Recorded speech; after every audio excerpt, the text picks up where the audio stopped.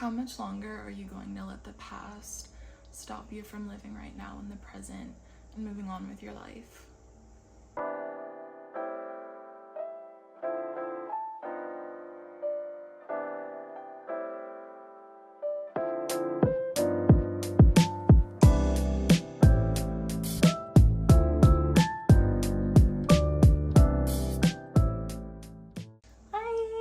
Welcome back to my channel. For all of you returning lovelies, or if you're new here, my name is Bianca. It's so wonderful and lovely to have you here. I cannot wait to keep posting for you guys and making content. So if this video interests you, check out my channel, check out my Etsy shop. All of my information is going to be linked down below. And yeah, let's get into this video. So today I wanted to make a video about nostalgia and how powerful of a tool nostalgia can be. Nostalgia is something I think affects us more than a lot of people realize or understand, because for a lot of us, especially if you're spiritual and non-spiritual, you'll often hear that your childhood matters, right? Or if you've never heard that before, I know there's a trend on TikTok going on right now where people make those nostalgic videos from your childhood or from the early 2000s, like that early 2000s core. And what people feel watching those and why they're so popular is the feeling and the sentiment of nostalgia. Now, nostalgia is a very powerful emotion because it transports us back in time to the memory, the strong memory, because we're associating this memory with emotion and feeling. And I know for a lot of people, they can even have visceral reactions to certain memories if that's been triggered in their brain. Now, with that being said, nostalgia can be a wonderful tool for those of us who had very wonderful childhoods, or if we had fond memories growing up, very sentimental things. Nostalgia could come in the form of driving past your old neighborhood that you grew up in when you were younger. Now that you're an adult, you moved out. It could be watching a show that you really, really enjoyed as a kid. It could even be, opening up a photo album and looking back at memories that you have with people in your life or family members. And nostalgia, I do believe, is a very important tool. It's something that is nice to have because it's always good to look back for reflection purposes. It's always nice to have that sense of comfort, that deep, deep rooted feeling of nostalgia, right? We like things that bring us comfort and joy, and oftentimes for a lot of people this is associated with things from your childhood. With the title of this video, Nostalgia Will Be the End of You, is because nostalgia I find to be a double-edged sword of sorts. It's nice to go back down memory lane, and it's really wonderful to see the joy that you experience and to relive those moments of joy as you get older throughout your life. But at the same time, nostalgia is such a powerful tool. It's such a powerful feeling and emotion that it can oftentimes keep you trapped and stuck in places that you shouldn't be in anymore, that you've long outgrown. I have a couple different examples to share with you guys of what this could look like. And the first one is going to be about when you've outgrown a place, or there's a place that's just no longer serving you, but it's keeping you stuck there.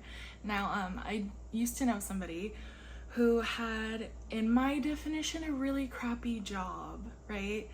Their management wasn't really great. They weren't really giving them benefits. There was no type of work-life balance that was available for them. They were getting called constantly to go on the clock during their time off. They were paying them late. It was just it was a mess. It was a whole mess. And I really wondered why this person didn't leave. And I would ask them like, oh, why don't you try to get another job or something? And they would just tell me each and every time like, oh no, I really like my coworkers, I like the life that I've built. I like how close this job is to my house. Like, I'm not gonna leave. Like, I like it here. I love it here, right? And as time went on, this person ended up having to leave that job because they just did them so dirty. But it's funny how they were miserable. Like, they were having such an awful time. They were having a lot of health problems and things come up for them because this job was leaving them so stressed and so drained.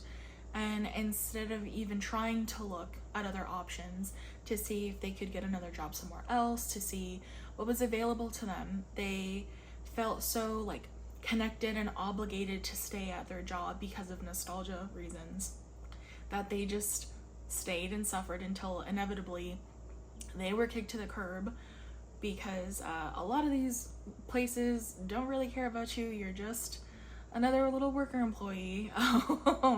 So it's very dangerous to have loyalty and nostalgia keep you tied to a place that does not care about you, will get rid of you with drop of a hat, but also where you're just unhappy. You're so unhappy to the point that other people in your life are saying, hey, maybe we need to look at something else because I'm looking at you and you're just having an awful time. Another example I can give as a tarot reader and spiritual consultant, I cannot tell you the amount of times I've had people come to me for love readings or advice readings about if their partner's cheating on them, if so-and-so likes them back, or should I keep my friend of 10 years because things feel weird and things feel odd, right? These people are coming to ask for advice and guidance because something's up, something's not right, and their relationship with another person is no longer balanced and it's no longer equal give and take. And oftentimes I will do the reading, give advice, but I'll also ask the person, my client, what makes you want to stay? What makes you want to keep this person or this thing in your life? If you felt so, like you felt the need, you just felt irked or urged to get a reading and to consult with a spiritual woo-woo person to get answers. If you feel so incensed and you feel that, you know, things aren't going well and right in your relationship, what possessed you to come to a person like me, one? And two, what's keeping you there? What's making you stay? What's your outcome? What's your end goal out of this, right? And the reason why I ask this is because oftentimes I have seen some people where I've given the advice, or they've told me they've gotten advice from other people and whatnot, and then they tend to just stay. You know, this is the prime example of you and your homegirl, and she keeps talking to that dusty man, and she's coming to you for advice, like, he did this, he did that, da da da da da, like, he keeps cheating on me, he keeps, like, forgetting my birthday, just, he's a whole hot mess. And your friend keeps coming to you, and you keep giving them advice, but at a certain point, you just look at them like, don't tell me about him anymore, because you're gonna, like, I don't know what's up with you, you're gonna stay with him, right? Like, I keep telling you leave him, or I keep giving advice on what to do, and it's just not working. Why are you still there? Why are you still with this person? And the answer boils down to nostalgia, because the friend is so caught up and wrapped up in the good old times of the relationship for their love of that individual that they're not looking how they're being treated right now in the present. Their mind is stuck to back when that person was treating them well, so that, you know, they're still with somebody. Or a sadder truth is that they're afraid to be alone. They'd rather put up with abuse or mistreatment from another person than be alone, because to be alone is scary, a lot of people will find. I totally get that, but on a personal level, I think it's much scarier to be with people, places, or things that you've outgrown, that are not good for you, that are outright harming you, or just really bad for your energy and your mental health, to stay because you're afraid of the unknown, you're afraid of being alone, or you're just so stuck and caught up in the past. You know, nostalgia can really ruin you, because it'll put blinders over you to see the truth and see how you're being treated, like right now in this moment, right?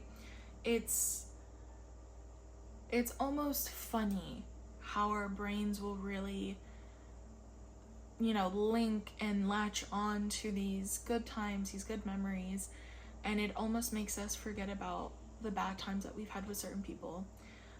And I find this especially true when it comes to family dynamics or relationships, or those who unfortunately are in abusive or domestic violence situations, where they're with this person for so long, or they have a connection with a family member, and they remember, or their brain is so stuck on the good parts, or hoping and wishing and praying that things will get back to the good part, instead of really coming to terms with the harsh reality that this person's abusing you, this person's not good for you, this person is not treating you the way that you deserve to be treated, and you have to find the strength to go. You have to find the strength to let go of them. You're holding on to these things so tightly that are hurting you, and it's really unfortunate and really sad how a lot of people who have been hurt before, that they're used to being hurt, you know, they would rather latch on to something that's hurting them, and they know it's hurting them, but because they're so comfortable and used to that, that they think that there's nothing better than that it's like, yeah, it hurts a little bit right now, but sometimes it's okay, and I'll just hold on for the sometimes. But the truth is, you can be with somebody or be experiencing something where you're good all of the time, where you don't have to go through so much pain to hold on to this thing, and it's just draining you. I heard something that I want to share, and it's the phrase, do they love you in theory or do they love you in practice? And I really sat down and thought about that phrase when I heard it, and I find it to be especially applicable to family dynamics, because I know for a lot of people, with their caregivers or with their parents, those are oftentimes the people where, as we grow up as adolescents, because we literally need these people to take care of us for us to survive, and our brains just cannot fathom or process that, like, our parents or our caregivers aren't treating us properly, that we will latch on and remember the good times with those people, and as we get older, and we look back, we don't really remember the bad times. They're a bit more fuzzy in your memory. And you know, we all have this notion that family should love you, people who are taking care of you and raising you should love you, right? That's what we're all told, and what should be true. But sometimes you have parents who really shouldn't be parents, or caregivers who should have never raised a child, love you in theory but never in practice. They love you because you're family and they're supposed to love you. They don't love you because they see you and they love you as you. They wouldn't love you if they met you on the street randomly. They love you out of obligation. And it's kind of sad, right? You have family members where you look at them and you're like, you say you love me in theory, but you don't love me in practice. You don't know my favorite color. You don't know the things that I like. You don't even know who I am. So how are you to say that you actually love me? You love the idea of me. You love the me out of obligation, out of responsibility, but you don't actually love me in practice. And it's important to know that you don't have to put up with that. You know, you don't have to put up with family members who only love you in theory and not in practice. You don't have to put up with a partner who isn't treating you right, isn't respecting you, isn't treating you as a human. There's so many people in today's times where they're dating somebody because they're afraid to be alone. They cannot stand or handle being by themselves. They would much rather be with somebody they don't know, that they don't even like, just for the sake of saying, oh yeah, I have a partner. Oh yeah, like I'm splitting the bills. Like, do I love them? Sure, maybe, but it's better than being alone. But to that, I will say my own 2 cents. Famous from Shira 7, I can struggle on my own. Why would I need to be in partnership with somebody and we're struggling still? I can love myself on my own. Matter of fact, I can hate myself on my own. I can be mean to myself on my own. Why do I need to be in contact and partnership with another person who's gonna treat me like that? That's not okay. That's not right. If I really was in the mood, I could just do that myself. I don't need to have another person in this equation. So it's really important to know that nostalgia will keep you trapped in these people, places, situations, and things that are no longer serving you and just sometimes outright bad for you. And it's really important after you meet with somebody or you're in a situation or an environment, that if you're leaving and you're feeling drained and you feel bad or triggered, it's time to sit down and reevaluate what is going on in your life. It's okay to let go of these things that are no longer serving you, that truly aren't, because if anything, you'll get your mental peace back. It's scary to be alone, but it's even scarier to be trapped in a situation where you don't even know that you're becoming a shell of yourself because other people or other things are draining you or affecting you so badly. You're no longer yourself. You're no longer happy. Your days are hard and you're just living like an empty shell. That's no way to live. From a spiritual perspective and as a reader, what I see when people come to me with these types of dynamics or issues is that holding on so staunchly and wanting to like wrap so tightly around a job, a person, a place, is that you're blocking your blessings. You're literally causing blockages for yourself. You're causing emotional, energetic blockages that are just messing up your energetic body, which can then lead to physical ailments and other issues going on in your life. You're blocking your blessings of manifestations coming forward, and sometimes you can even just be cursing yourself, and I say that very lightly. What I really mean by that is you could be going through such a string of bad luck, or just things are going on in your life that are not good because you're hanging out with somebody who has a lot of bad karma going on, who has a lot of like bad, just like negative energy going on with them, and because you're hanging out with them so often, it's rubbing off on you and now it's affecting you. You don't know sometimes that just by being in close proximity to another person, you could get the short end of the stick of them experiencing their own bad karma or things happening to them. That's a thing. That energy kind of transfers off a bit. If you're speaking to somebody and afterwards you feel crappy, they could have been draining your energy because they're an energy vampire, or sending you evil eye. Like, maloro, it's a thing. And I feel like a lot of people don't realize that who you choose to spend your time and your energy with is so, so important. Your energy is currency. Like, when people say it's a privilege to speak to me, it's a privilege to be with me, that is so true. It's a privilege to speak with you. It's a privilege for others to be in your presence because you're directly sharing your energy with them. And if they're just there to drain you or just to cause you all of this stress and whatnot, they're literally sucking the life out of you. That's not okay. So it's really important to, cleanse yourself, cleanse your energy, and just stay away from people or these things that aren't good for you. And if it's, you find yourself in a situation where a job is just draining your life, what did Beyonce say? You won't take my joy. Don't let them take your joy.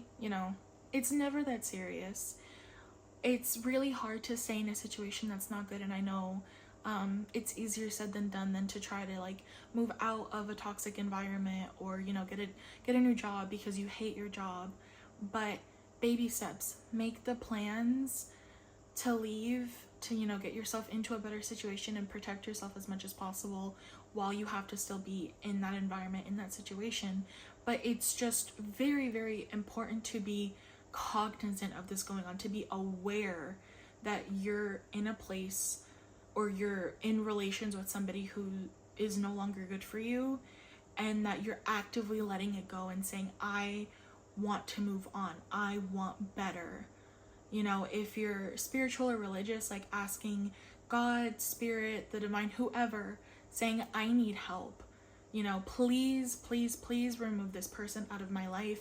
Please remove me from this job. Please remove me from this toxic situation. Pray on it, genuinely, to whoever, whatever you believe in. Ask for guidance to to know the way, to know your path. Ask for protection to keep those people away from you, to get out of that environment, out of that situation. Because it's just, you need to actively be aware of what's going on so that life isn't happening to you, life is happening for you. You have a choice. Don't give your autonomy away. right? You don't have to accept this crappy behavior from other people. You don't have to stay somewhere that's draining you and making you so depressed. I know oftentimes we get caught in this thought bubble of, oh, but like I need to pay bills and I need to do this and I need to do that. And the anxiety is just surrounding you and just you're freaking out and you can't see outside of yourself. But it's really important to take that step back and to say, like, I deserve better. I will not live a life that I do not deserve. I don't need to put up with this. I need to get out of here. I know my worth, and this is not my worth. This isn't worth my time. And once you can say that very confidently and you know that, things will start to shift for you, I promise. Take back your energy, take back your time, because you're valuable. Your time and your energy are valuable and important, and your joy is important. And life is just too short for you to give these things away to people, places, and things that aren't serving you, that aren't giving that back to you. Life is just absolutely too short. And so I really urge people to take a step back, reflect, meditate, reevaluate what's going on in your life, and understand that you are worthy and that you are just loved and protected, and you don't need to put up with people's crap. You don't need to put up with the crap from the world. So I hope that this video helps anybody who has watched the whole thing. Thank you for watching the entire thing through. I do offer mentorship sessions if you're going through anything that I kind of mentioned in this video. I also do personal readings. All that information is going to be available down below in the description or on my in my channel bio. Thank you so much for giving me the time out of your day to listen to me. Please remember to drink your water. Please take care of yourself. Get off of social media. Go outside. And yeah, I love you.